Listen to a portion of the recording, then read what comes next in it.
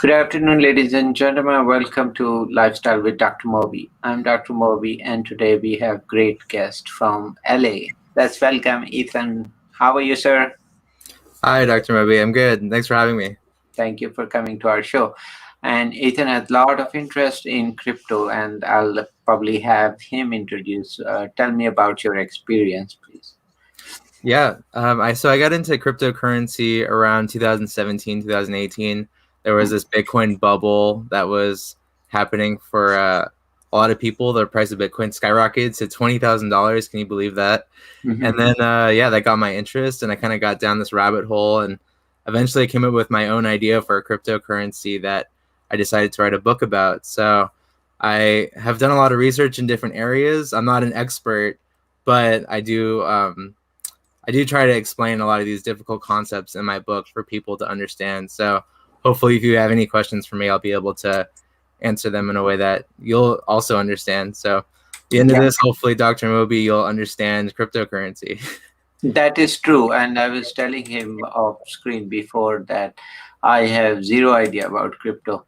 And I would like to learn a lot because I get, kind of different comments from different people. And I start wondering, is it a good idea? Is it a bad idea? And so, first of all, why crypto and why not regular currency? Yeah, so that's a great place to start. So cryptocurrency is like a digital currency basically, but for the most part, most currencies are digital these days, right? If you're Yeah, going to go art. buy something on Amazon, you can use your credit card, upload it that way, and you don't really interact with physical cash anymore. Mhm. So the real question then is, what's the difference between digital currencies like cryptocurrencies and digital currencies like fiat currencies like the US dollar? And I'm happy to get into that if that's something I'll just start off by saying the main difference between the two is the government and the Federal Reserve, the big institutions that power fiat currency. They Mhm. don't control cryptocurrencies. So that's the big difference between the two. But there's a lot more that I'm happy to get into as well. Okay. So in regular currency, with the, paper currency we're talking about, that has equivalent of gold with US reserves have, right? No, So that's no, that has no. not. So that used to be the case, and then in the 1970s they changed that. So the U.S. dollar, it used to be backed by gold, right? You used Yeah, to be yeah, able to exchange $1 for a certain amount of gold, and yeah. then I think it was Nixon who decided that wasn't working for the U.S. government anymore, and so now they just print money and there's nothing backing it. So Oh you're no. really just trusting the government is going to say the value of the dollar is what it is. That's it. It's just the trust in the government that powers the fiat currency, like the U.S. dollar. And the main difference with cryptocurrency is you trust the Bitcoin is what it like the, but the whole thing that powers Bitcoin is the trust in the network, right? And so you don't trust like a singular entity like the government. You're trusting the code and the people that created Bitcoin, and the network that powers it is like the whole institution around that. That's what you're trusting.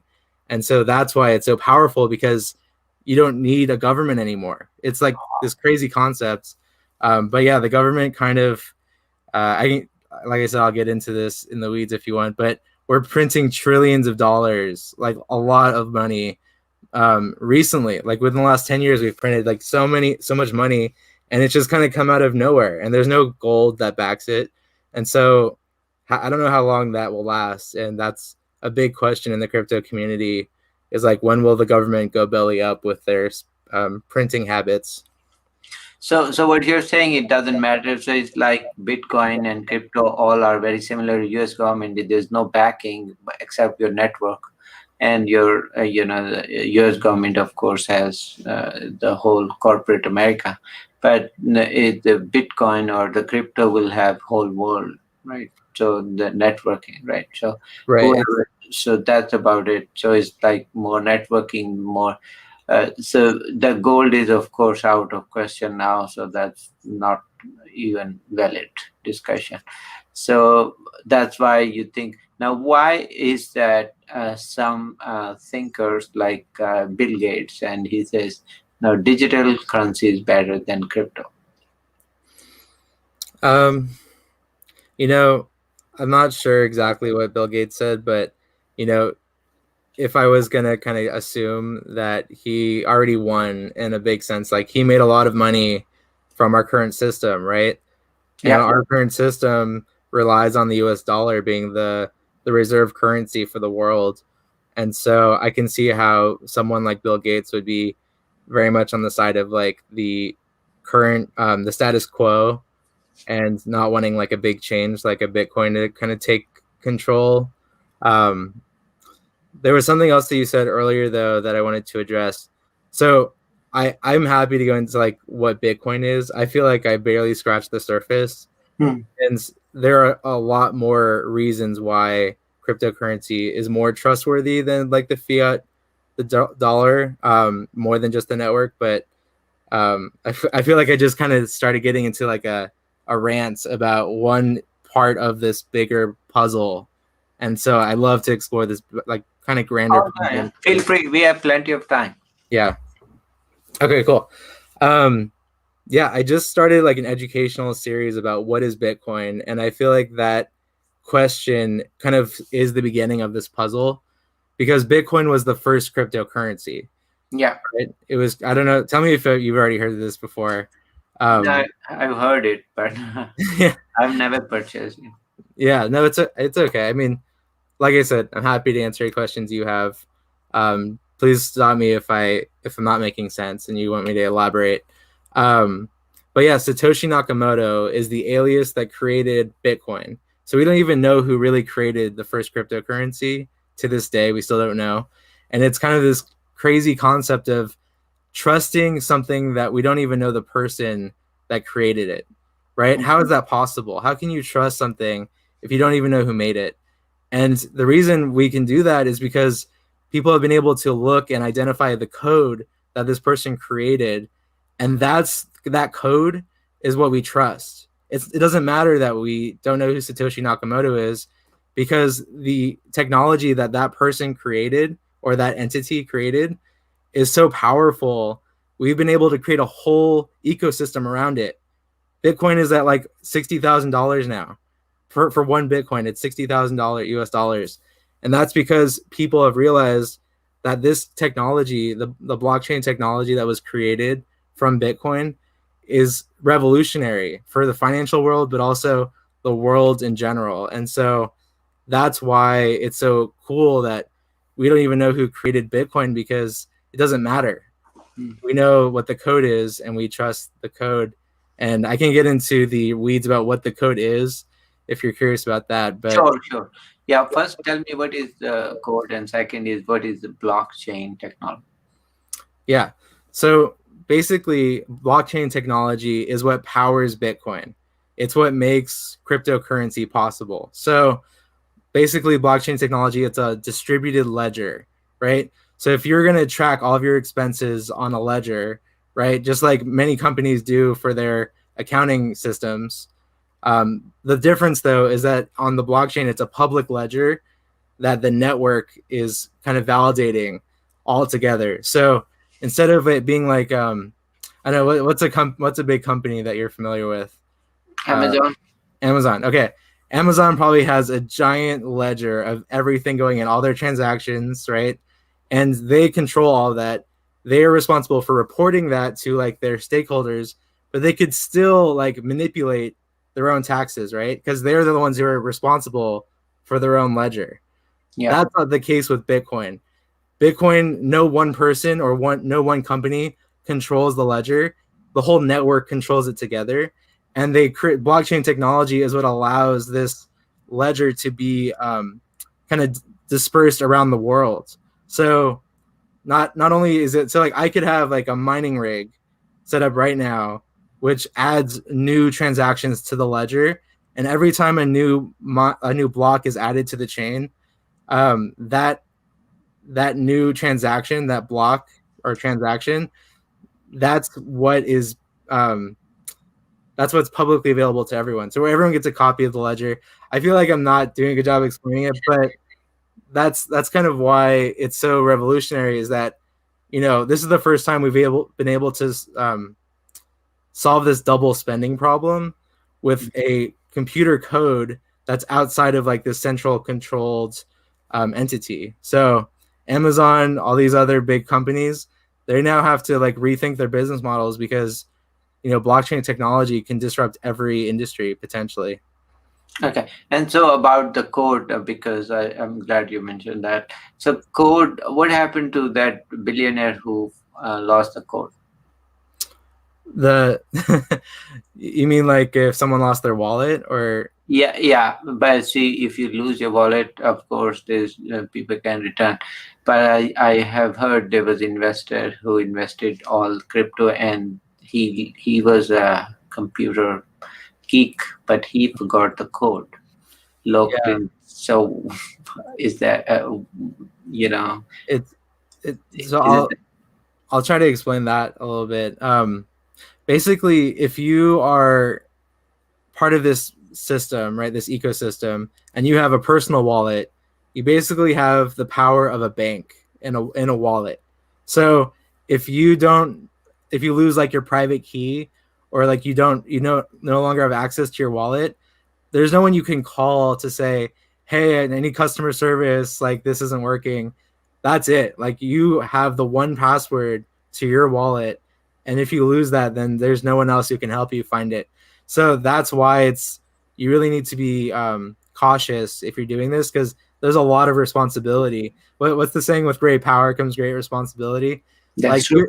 there's so much power. You have the power of a bank in one like little USB drive wallet, and if you lose that, you lose all of your money. And so that's very different. I don't think people are used to that amount of power, but it's also like really awesome. And I have a wallet, and I haven't lost anything yet, but there's a lot of work that goes into making sure you have backup like seed phrases so that you can always access your wallet even if you like lose it.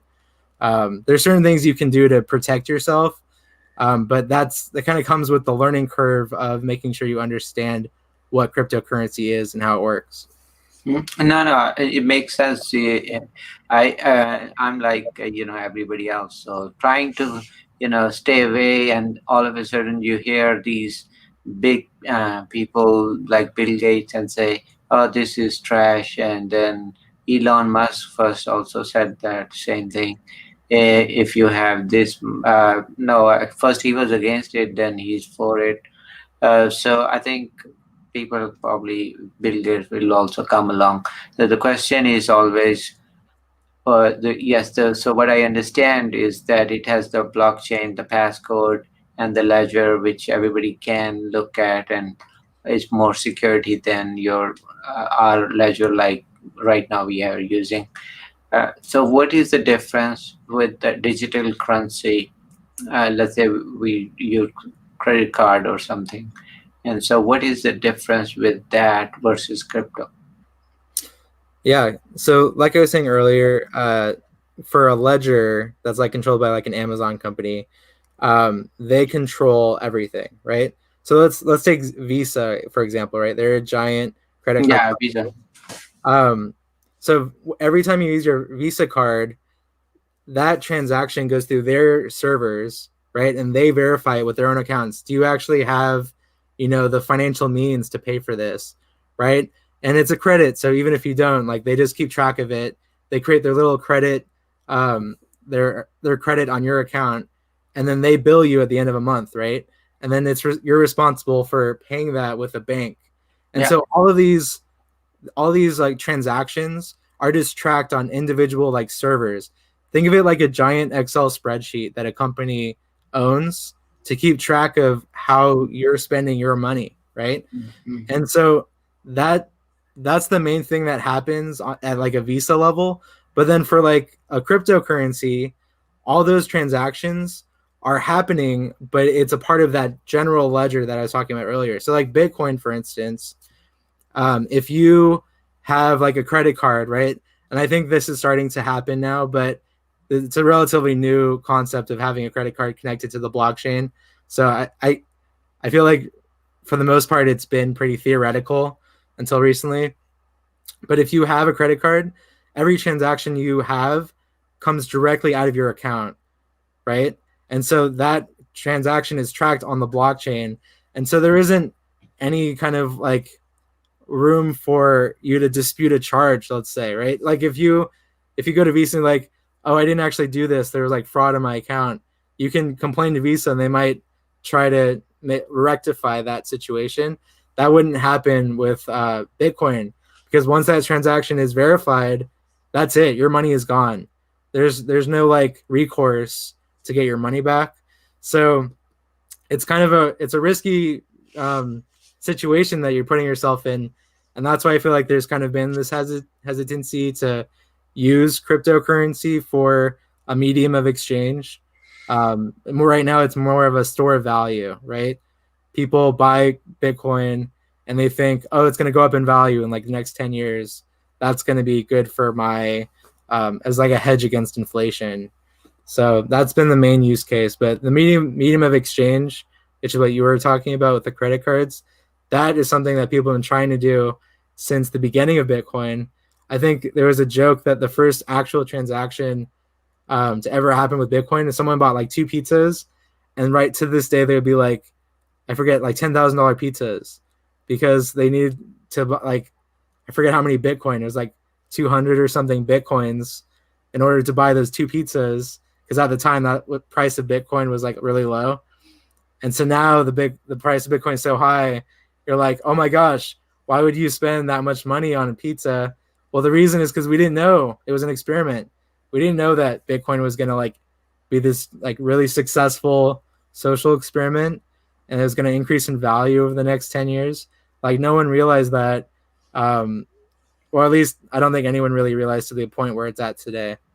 No, no, I mean, there was always, like any new technology. So when you're talking about the code, is like currency has a number, serial numbers on it, and somebody can check it, and if they ever go back, they can verify, yes, that currency is real. It's not somebody just put that digit there. So same way the Bitcoin has that code, which they can verify that transaction is real, or there's a track, right? And then it leaves a digital track in the main. It has a, anybody can track that, right? So is that what you're saying, right? Right. So every person has like a unique identifier, right? That's their wallet. That's how they store all their cryptocurrency. And when you're initiating like a transaction, the blockchain is verifying, yes, you do have the amount of currency available to complete this transaction. And then it's also verifying that that currency is leaving your account, going into someone else's account, and you're not just coming up with currency out of nowhere, right? And so you need to have all those things in place so that you're having a verified, like a legitimate transaction. And Mm. so all of those things you usually require a bank to verify for you, but now we can do that with blockchain. Okay, but what about, let's say we have, it's a small example, we have 0 to 100 code of that, Bitcoin, okay? And we know the 1 to 10 belongs to Ethan, and 10 to 12 belongs to me, or whatever. Mhm. And then they can, this is a very simple example. But what happens if somebody hacks that code? So are they able to use it? Yeah. So the main ways that you hack a cryptocurrency, it's called like a 51% attack. So you need to control a majority of the network in order to manipulate the code. That's how that it's been set up. And for Bitcoin, it's really, really expensive to do a 51% attack, because the network is so like large. You would need a lot of servers like and a lot of processing power in order to do that kind of attack. For other smaller cryptocurrencies, that has been a problem. And so in that scenario where a network gets like attacked, um, they don't take money out of your account necessarily. What happens is they can create money out of nowhere, basically, like the same problem we have with fiat currency, they can do that because they control most of the network. And so that double spending problem that was solved, that becomes an issue because only one entity is like basically spending as much as they want and they're Mm. printing money out of nowhere. But that's already happening with the US dollar. So really it's more of a question of like, do you trust the network that you're investing in? And I think a lot of people trust Bitcoin. I don't think Bitcoin's ever been hacked, so that hasn't been an issue for that cryptocurrency. But for other ones, like if even Ethereum, which is the number two cryptocurrency, they were exposed with the DAO attack, and they had to do a fork. So they had to kind of change their whole network in order to fix that problem, and that actually causes a lot of issues. But did I answer your question? Yeah, yeah, it made sense. I mean, for all this time, I had no idea about crypto except hearing all these bad things. Reading that. Oh, so I knew that. Okay, the code got hacked, so anybody can hack that. Or if you forget your code, you can lose everything. But that can also happen if you lose your wallet or if you lose your credit card. People can do that too. The, Right? So it can, Yeah, the other example that happens is exchanges get hacked, and so an exchange is not like on the blockchain. Basically, if I wanted to exchange my US dollar for a Bitcoin, I can I have to go through an exchange, right, to do that. And so there are lots of exchanges out there that don't have the like some of them are really great security measures. Coinbase is an example of an exchange, and they just IPO'd recently. I don't think Coinbase has ever been hacked, but other exchanges they will get hacked and they will lose a lot of their cryptocurrencies. Actually, that problem I mentioned earlier about the 51% attack, they will usually um, attack the network, but then also attack the exchanges from the network. And so that's why exchanges are also very vulnerable to these kind of attacks. So there's the problem that, which it sounds like you've looked into, is that this is a new industry, right? Cryptocurrency is like the Wild West. There's yeah, so much that still needs to be regulated. There's so much that needs to kind of like all the fraudulent stuff that needs to be figured out, and we're kind of figuring it out together. And so there's growing pains of trying to figure it out and also build trust with the general public. So I'm kind of trying to play both sides where I'm like, okay, there's problems, but it's also a really great technology. And so yeah. as long as you're careful, you can do both. You can benefit while also not losing your money at the same time. Okay, one question I have is also about the US government. So now, did they regulate or they finally accepted crypto as equivalent?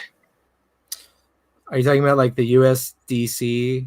Um, I mean, US government financial, institution. Remember, there was they were not accepting it, that you can't, they don't value it as, that was before, but I don't know. Is that changed now? Uh, they say, okay, it is equivalent, let's say, one Bitcoin equivalent to so many dollars. Or I don't think the U.S. government has a cryptocurrency. I feel like I'm not understanding your question. There's a USDC, which is the Federal Reserve. yeah, Federal Reserve. Sorry, I should say. Yeah. So they have their own currency now. And so what's happening is that they kind of see the writing on the walls, right? Where like, oh wow, this cryptocurrency thing actually does have a lot of merit. And so maybe we should figure out a way to incorporate that into our balance sheet. Yeah, Um, the problem with the USDC is that it's still the same problem. It's the same broken system. They just put kind of like a new, what's the expression with like a car? If like the engine and all the like inside isn't working, and then you try to put like a new coat of paint on top of it, that's not going to fix the problem. yeah, And so that's what the USDC is kind of doing, where maybe there's some use cases where it makes it, better to transact with other federal reserves around the world, and that mhm, makes sense to like move money that way. But they're not actually doing anything to solve their fundamental problem, which is printing trillions of dollars and not expecting anything bad to happen in the future. Like that's not solved because they created a cryptocurrency. It's just more of like a fresh coat of paint on a broken car. So, and like, so you're right, they have old wine in new bottle. Right, so just the same thing. So yeah, no, we learned a lot. So tell me also about your project. I see that you have also some company for that, right? Yeah, so thanks. This is well, that's Indiegogo, but yeah, the I'm doing a crowdfunding campaign for my book. Hmm. So the link I sent you is from my website ethanturer.com, and that will bring you to my crowdfunding campaign. This isn't the actual website, but Oh, this is not the website. no, I think this is a something within. If you just search for my name on Indiegogo, you should find it. Okay, yeah, Oh this yeah, is. there you go. Yeah. So this So is, yeah, yeah. yeah, this is my campaign. I'm almost at like $3,000, which is pretty exciting. But yeah, basically, I'm writing a book to kind of have these conversations that we're having now about cryptocurrency, but also to explain this idea that I had for a new type of currency that doesn't really exist yet. It's called it's like a social currency, and so the idea there is that I would have my own personal currency along with you. Like Dr. Moby, you'd have your own coin, and I'd Mm, have Ethan coin, and we could use that as our primary way of fundraising our lives, right? And I mm. feel like that's a really powerful tool that cryptocurrency allows us to have. And I love to see this in action. So I wrote a book about it. I'm hoping I can inspire a lot of people with this idea, and then maybe some, tech savvy people will be willing to create it with me, and yeah, we can create like one of the first social currencies to like help bring the next wave of cryptocurrencies to the population. Oh, that is would be exciting. I'm interested. So that's good. So what you're saying, this is for your book. Yes, yeah. So this is to fundraise for the publishing costs of my book. In order to print a book, it costs a lot of money, $5,000 actually. And I'm actually I have a publisher, New Degree Press, and they've been really supportive of this whole author journey of mine. I started back in October of 2020, and I just started doing a lot of research and putting chapters together, and so now I have a completed manuscript. I've had a lot of editor feedback, and so once I'm done crowdfunding my publishing costs, I plan on incorporating that feedback into a better version of my manuscripts, and then I'll be publishing in August. Okay. So that's basically that whole process. Did you look into Amazon publishing? Yeah, I'll be on Amazon in August when I publish. So You right now know it's that. like a pre-order campaign, but then when I actually launch, I'll be like everywhere. No, I had my book through Amazon. It did not cost me that much. That's why I was. So Oh, yeah. so I have my book here. Keep it simple. Diet sleep exercise. It's from Amazon. So the good thing with the Amazon book is you can actually, if you have a script, you can upload it and you can have your book ready within a week. And they only charge you as you sell. So as you sell, they charge percentage of that. Oh, nice. Did you self-publish through Yeah. Amazon? Mhm. Okay, So nice. I've self-published, but advantage is I sold 4,000 copies of it. Oh wow, So congratulations. so my minimum was just formatting and proofreading, but you can pay that. But that doesn't cost that much. So I would highly encourage if you want to save some money. So because my experience been really good. Advantages with Amazon is Kindle. You can change your book every month. So let's say if new ideas come and new things, so you can change them. You cannot back it. So everybody who bought previous version, they'll get the new Kindle version. But who has the paper version, they would not get the new version. But I have revised already my book 6 times, but which is fine. Yeah, it's been 2 years. It's normal because things change. Some suggest, okay, do this, then maybe add this. So I added 10 more pages since I published it. But this all can be done if it's electronic, digital, but you cannot do it with regular. So just Mm. my advice to you.